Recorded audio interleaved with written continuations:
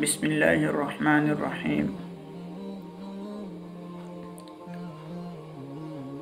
نبی کریم صلی الله علیه وسلم یو ورځ حضرت علی رضی الله عنه ته فرمایل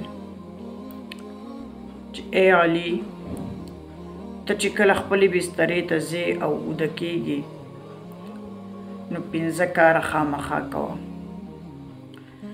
نمبر 1 4000 دینار صدقه ورکوه. نمبر 2 د قرآن کریم ختم کوه. نمبر 3 د 2 کسانو په منځ کې جوړه راوله. نمبر 4 د جنت قیمت ادا کوه. نمبر 5 یو حج کوه. حضرت علی رضی الله عنه فرمایل چې اے د الله رسوله، دا خو زه نشم کولی. نبی کریم صلی الله علیه وسلم ورته وفرمایل چې اے علی، دا ډیر آسان کار دی او هر یو مسلمان دا کولی شي.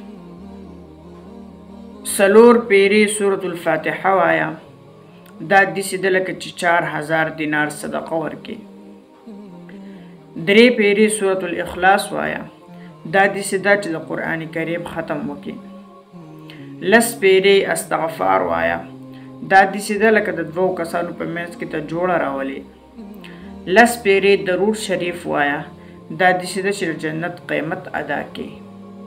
4 پیری درېیمه کلمه وایا، دا داسې ده چې یو حج ته وکړي.